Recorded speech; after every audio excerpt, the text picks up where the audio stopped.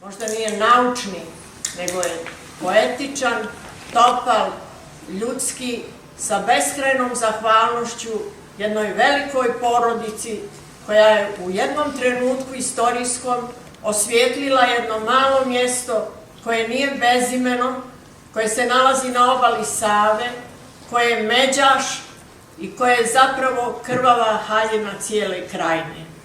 To je ona Gradiška pored koje protiče Sava, koja pamti smrti i sudbine, koja istovremeno zakiva prošlost, a otvara ranu na drugoj strani, da se nikad, ali nikad ne zaborave obmane, prevare, strašne iluzije koje su splaćene ljudskim životima.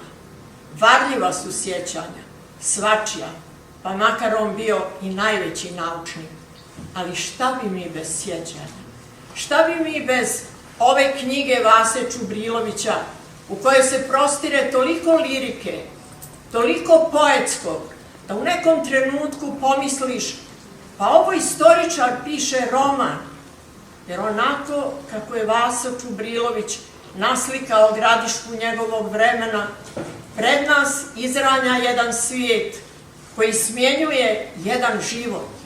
Ono kad odlaze Turci, a dolazi Austro-Ugarska, jedan uzima dušu, a drugi tijelo, jedan kažnjava, drugi ne nagrađuje. U tom svijetu, u kući Čubrilovića, koja vrvi djecom, njih 7, radošću života, posljednje dijete je akademik potonji Vaso Čubrilović. Godinu dana poslije njegovog rođenja umire njegov otac Jovo. To nisu ljudi bez biografije, to su aristokrate, to su vizionari, vođe pobuna, to su drugari Petra Pecije, mis Irbi, to su ljudi koji oblače ratničku haljinu onog trenutka kad čuju zov za rat. Oni ostavljaju njive i kuće, oni sve ostavljaju na ženi i maloljetnoj djeci govoreći, ako se ne vratim, neka bude porano, neka bude posijano, neka se živi. To je krajina, zagonetka za one koji tamo ne žive.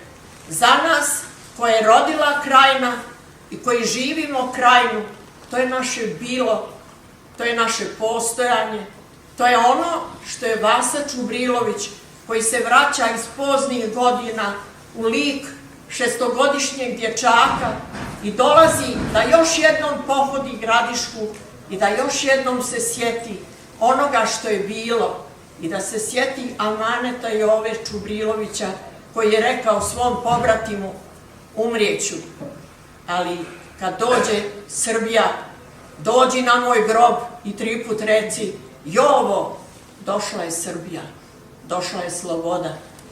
Jovo Čubrilović počiva u Gradiškom groblju.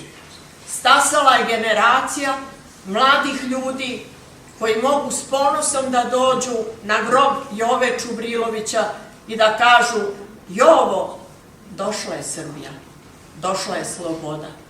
To razumije onaj ko tamo živi, ko hodi tim ulicama, koji pamti, a on je pamtio da je njegov otac bio pretplatnik Srpske književne zadruge i da je on tu prve knjige pročitao.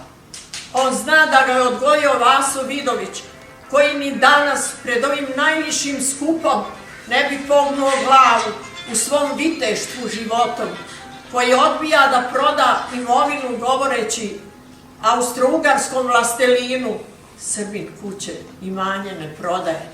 To je Vaso Vidović koji je bio gospodin u narodnoj nošnji i gospodin u odjeći. On je bio gospodin svojim bićem i postojanjem. On je vođa ustanka. On je onaj koji ratuje, onaj koji se vraća u Gradišku i uzma 7 siročadi da ih othrani i sačuva. A nisu to bili obični dječaci i djevojčice.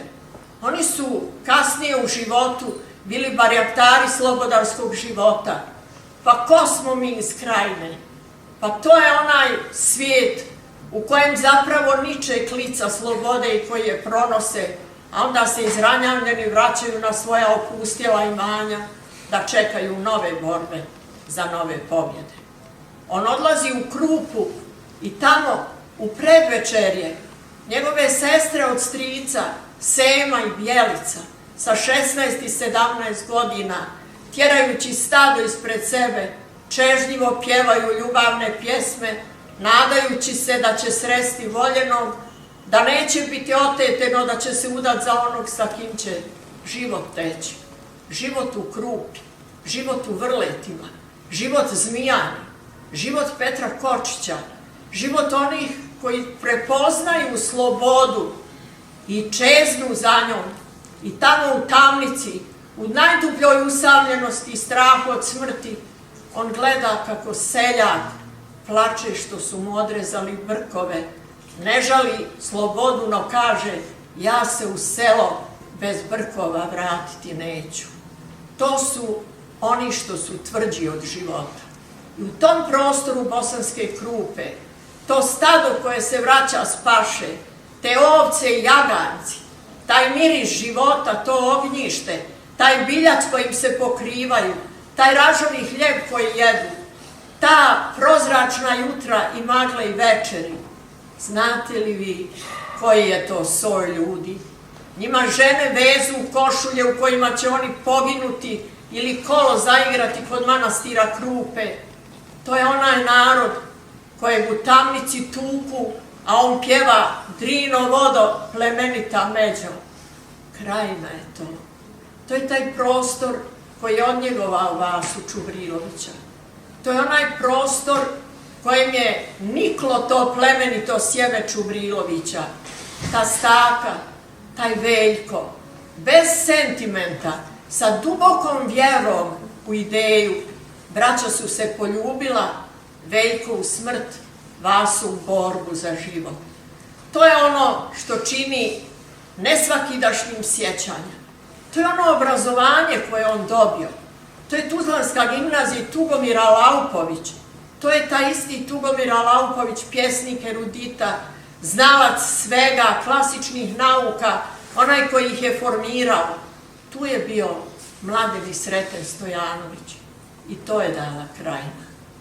To je u sjećanjima Vase Čubrilovića, ljulja se Krajina, slavi se još jednom ime Gradiške i vidimo kako Jovo Čubrilović donosi svojoj ženi odjeću u kojoj će ona biti sahranjena sa zlatnim satom, prstenom i minđušama koje je donio iz Pariza kad je prisustvovao slavi Ajfelovog tornja.